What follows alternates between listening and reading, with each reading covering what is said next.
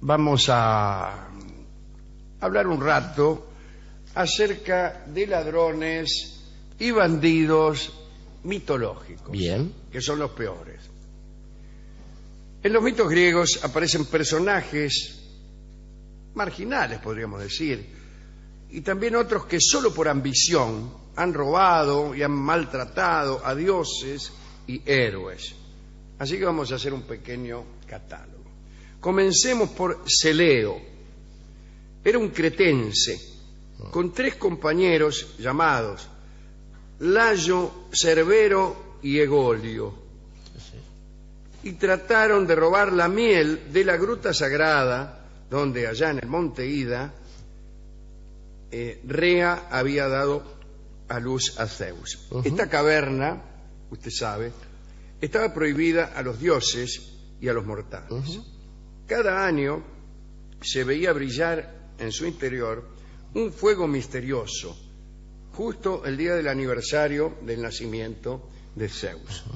Allí fue amamantado Zeus por la cabra Amaltea, de quien hablamos el otro día.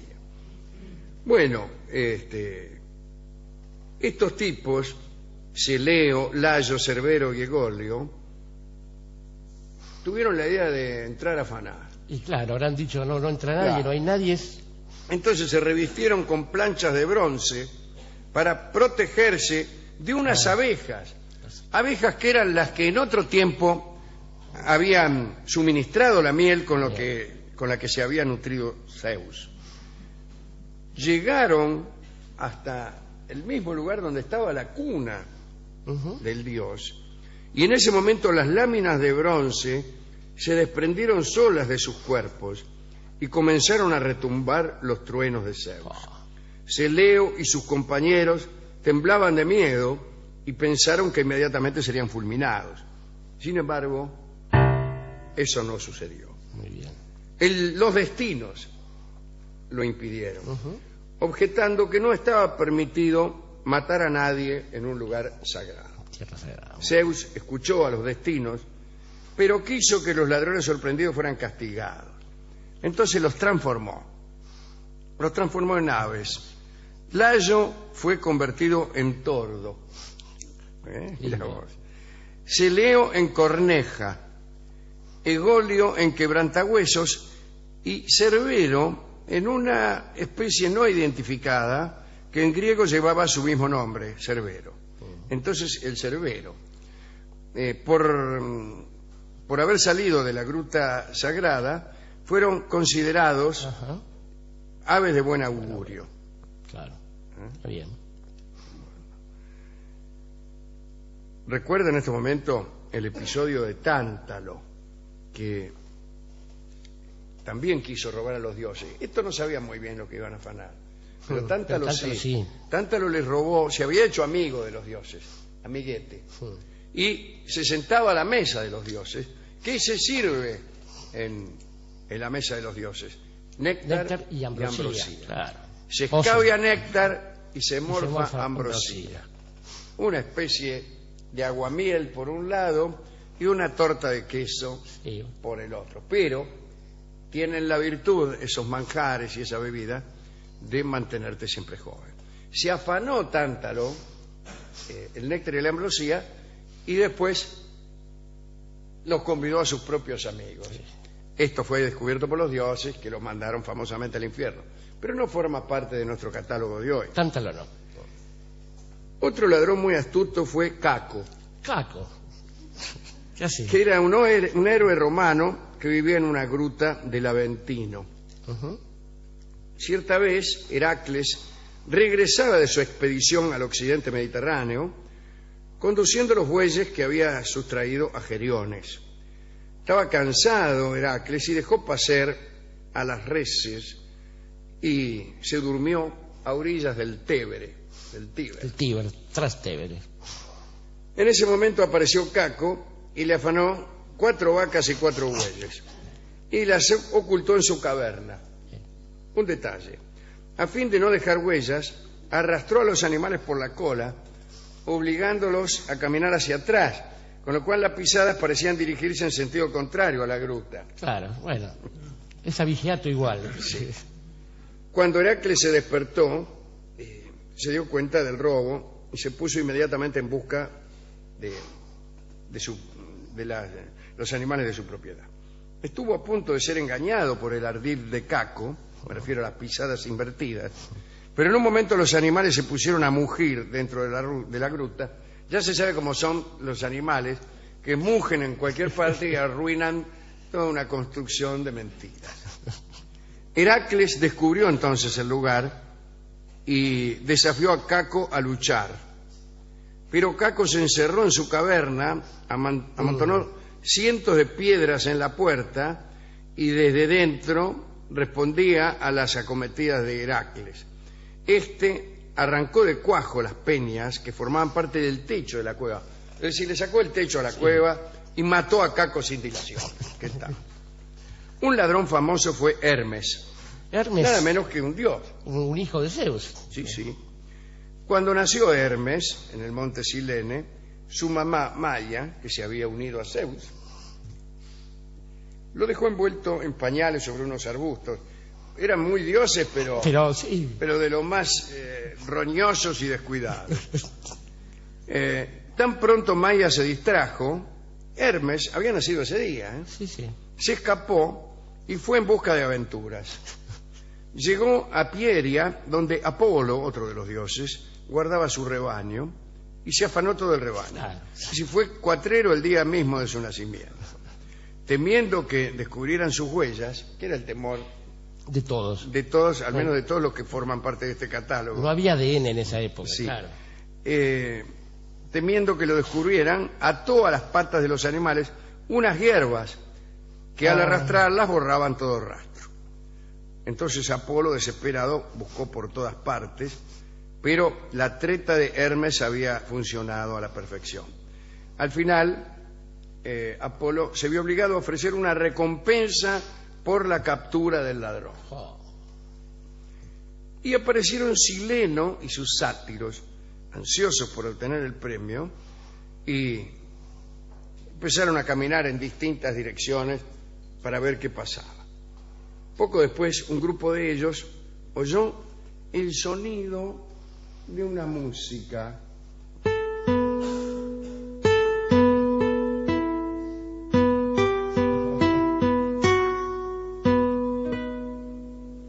Una música que nunca habían oído hasta entonces.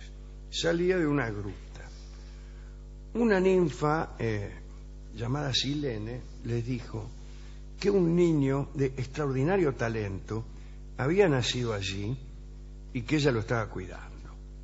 El bebé no era otro que Hermes y había construido con la caparazón de una tortuga y con tripas de vaca la primera lira.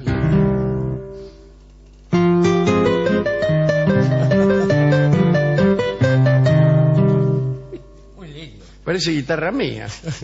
Bueno, lira mía, sí. Los sátiros fueron a ver al niño y cuando estaban a punto de atraparlo apareció Apolo. Tomó a Hermes y se lo llevó al Olimpo. Y allí lo acusó formalmente de robo. Tenía 3 días el pibe. Dijo, este desgraciado, dice que yo. Apareció Zeus, y poco dispuesto a creer que su hijo era un ladrón, como todos los padres. Más bien. Entonces le dijo, declárate inocente, oh hijo mío. Sin embargo, Hermes confesó. Y porque era muy chiquito. Era muy chiquito. Claro. Vio que es fácil. Lo engañaron, sí. Y entonces regresó al monte Silene con Apolo. Pero parece que tomó la lira y tocó con ella una tonada.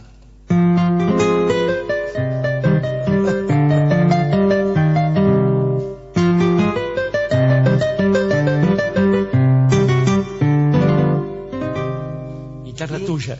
A Apolo le gustó. A Apolo le gustó la tonada y lo perdonó inmediatamente. Cuando ustedes deseen ser perdonados inmediatamente, muy sencillo.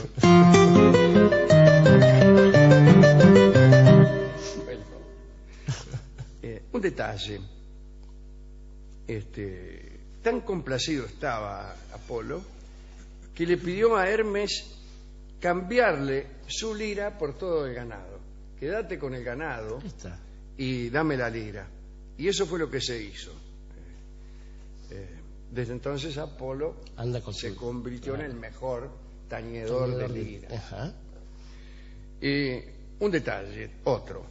Zeus advirtió a Hermes que en adelante debía respetar los derechos de propiedad y abstenerse de decir mentiras completas. Este agregado a la fábula es evidentemente un anexo sugerido por el comisario. Sí, totalmente. Porque además- Cualquier poeta aficionado se da cuenta. ¿Qué necesidad había? Si Ya ya se estaba. había terminado. Lo perdonó. Ya está. Ya está. Además, como sabe cualquiera que haya vivido en Grecia en esa época, como nosotros, tiempo después, el mismo Zeus le va a pedir a Hermes que le haga gamba para afanarle en la mina anfitrión. Sí, sí. Ahí está. Y está, Plauto lo eso buchoneó. es, Sí, haciéndose el Ala. moralito, fue agregado. La semana pasada, además, fue agregado. Sí, por Filmus. Quiere democratizar la justicia, por eso. Bien. Sin embargo, dejaremos esto, daremos Sí. por bueno este final Eh. y pasaremos a otro ladrón. A ver. El que sigue no me gusta, de manera que lo voy a saltear. Y a este sí me gusta. Mejor dicho, serie de bandidos. Ajá. Los bandidos que se interpusieron en el camino de Teseo cuando desde Tresén se dirigía a Atenas. Hubo varios, pero empecemos con Sinis, con ese.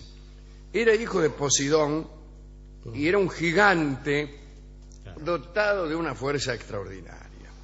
Lo llamaban el doblador de pinos. ¿Qué tal? Picardía. ¿Cómo anda? Porque tenía la costumbre de doblar los pinos. ¡Caramba! ¡Qué consecuente! Pero aquí el asunto se torna siniestro. Ataba previamente a un hombre, generalmente una de sus víctimas. Venía un tipo, lo desvalijaba y después, para divertirse, lo ataba a un pino. Lo doblaba. el pino. Entonces doblaba el pino y lo soltaba de golpe y como una catapulta el tipo salía despedido, generalmente caía en el mar o en casas vecinas o vaya a saber dónde. Es ¿Querés que te suelte? fantástico, Muy bien. A veces incluso obligaba a los viajeros a doblar el pino con él Ah, y después, una vez doblado el pino, lo Empujaba ataba el allí, tipito lo ahí. obligaba a aferrarse al pino y ahí salía el tipo, ¿no? Como escupida de músico. Ahí termina la historia. Teseo venció a todos ellos. sí, señor. Otro era Escirón. Vivía en Megara, en un lugar llamado Rocas Escironias, por donde pasaba el camino que bordeaba la costa, que fue el que tomó Teseo, desoyendo los consejos de ir en barco. Bien. Este muchacho, Escirón, asaltaba a los viajeros y lo obligaba a que le lavaran las patas. Me encantó este bandido. Costumbre que los ladrones han perdido, porque Es el buen ladrón. sí, solamente realizan la mitad de este protocolo. Te afanan, pero luego no te obligan, es una mejora. Sí. Han abreviado su delito, lo han reducido a la mitad. Podrían haberse limitado a hacerse lavar los pies, pero no. Pero este tipo hacía ambas cosas, ¿no? Te choreaba y después te obligaba a que le lavara los las pies. patas. Qué feo. Pero, durante la operación, sin dejar que terminaran, los precipitaba al mar y allí una enorme tortuga los esperaba para devorarlos. En ese sentido, por mucha inseguridad que se cacaree, tortugas que devoren a las personas desvalijadas No se sabe. O no se sabe. Sí. O, Yo leí el otro no es día. nuestra capacidad metafórica tan fuerte No. todavía. Por último, o por penúltimo, nombremos a Perifetes. Ajá. Usted se preguntará, ¿qué es Perifete? Ese. Bueno, era un salteador de caminos a quien también mató Teseo. Vivía en Epidauro y como tenía débiles las piernas, se sostenía en una muleta de bronce. Algunos dicen que en realidad se apoyaba en un gran martillo de bronce. Sea como fuere, con el martillo, que finalmente ahora resulta indispensable, Perifetes derribaba a los viajeros que pasaban a su alcance y les quitaba sus pertenencias. Cuando Teseo lo mató, el mismo Teseo se quedó con la masa, con el martillo o con la muleta. A mí igual el que más me gusta no está en esta lista. ¿Cuál es su favorito? Es Procusto. Ah, Procusto, el de la cama. El lecho fatal del finado Procusto. Procusto también estaba... Ese era un camino fantástico, parecía un parque de diversiones de la maldad. Terminabas de pasar junto a uno, terminaban de arrojarte con un pino doblado a forma de catapulta y te abarajaba el otro, le lavaba las patas, bueno, en fin. Hasta la tortuga que te Procusto morfaba, claro. tenía un lecho llamado el lecho de Procusto. Entonces obligaba a los caminantes a acostarse en ese lecho. Si el caminante era de estatura pequeña y sobraba lecho, entonces Procusto estiraba a este señor para que se adaptara a las medidas de este lecho. Unos estiramientos tan crueles que generalmente te morían. Descoyuntaban al tipo, claro. Especialmente si la diferencia entre tu estatura y el largo del lecho era grande. Por ahí 1 centímetro te la aguantabas. Sí, pero no, nunca es 1 centímetro. No. Sin embargo, había gente alta, muy alta, a la que le sobraba estatura. Bueno, a esos les cortaba el sobrante con un simpático serrucho. Ese era Procusto. El lecho de Procusto era ese. No sé por qué le cae El lecho de Procusto también ha servido como cantera de metáforas. No sé si esta la conozco o se me ocurre, pero el lecho de Procusto es también metáfora de un pensamiento demasiado rígido. En el cual nada encaja. En el cual nada encaja, o peor todavía, en el cual se pretende hacer encajar con justeza cosas que son de bien distinta talla. Entonces, como quien recorta con una tijera el pedazo de abrigo que quedó fuera de la valija, así cortamos el pedazo de pie del señor que quedó demasiado largo, o así estiramos al que quedó corto, o así amañamos la doctrina que viene a ser demostración de nuestro pensamiento para que se adapte exactamente a él. A ese vicio de pensamiento se lo combate diciendo, pero sus argumentos son, como querido señor, como un lecho de Procusto. Claro. Esa invectiva puede ser reemplazada por otras tales como imbécil, melón, mamerto, u otras cosas menos complejas, pero más televisivas. Claro. De todos modos, uno podría pensar, aprovechando esta metáfora del lecho de Procusto, que durante ciertas épocas, en cualquier región del mundo, la ley penal, la justicia, ha sido un lecho de Procusto en el que no se podía ajustar en realidad ninguna otra cosa que no fuese el capricho del gobernante. Convengamos, Alejandro, que la ley en general, históricamente, se ha hecho a voluntad y elección de aquel que manda. El que tiene el poder es el que determina qué cosa está bien y qué cosa está mal. Pero en este punto específico de los ladrones que usted ha mencionado hoy, quizás tengamos que volver al comienzo del programa una vez más, porque lo que marca el problema es la propiedad privada. Allí donde no hay propiedad privada, difícilmente alguien puede arrogarse el derecho de decir, bueno, esto era mío y aquel me lo sacó. Y sin embargo, ni siquiera allí se agota la cosa. Hemos visto que además esa especie de sentencia de Zeus es inadmisible. Además, siendo uno Dios y el otro mortal, ¿qué tribunal lo podría juzgar? Seguramente aquel mismo que no lograba establecer ley alguna en una caverna. Fíjese, una caverna donde reina lo sagrado, un territorio sagrado, no solo no admite robo alguno por su condición, sino que tampoco admite castigo alguno. No admite la ley. No admite la ley. Lo que lo admite es la ley. Está por fuera de la ley. Y eso Lo que es sagrado está por fuera de la ley. Y si uno se abroga la posibilidad o el derecho de decidir qué territorios son sagrados, claro. es uno entonces el que está fuera de por la fuera ley. de la ley. Por Y esto- encima de la ley, no solo por... Exactamente, y esto es bueno de recordar, sobre todo porque una cosa que no aparece en ninguno de estos personajes, de hecho vemos que los que van a la primera caverna ni siquiera sabían que iban a robar, sabían que había algo valioso, pero no sabían... Quizá no, que no sabía era yo, ¿eh? no, pero de todos modos, digo, ¿qué hace uno con la miel, la leche? Digo, después cómo la comercializa. No había ambición, no había esa especie de deseo desenfrenado de acumular riquezas. Casi ninguno de ellos.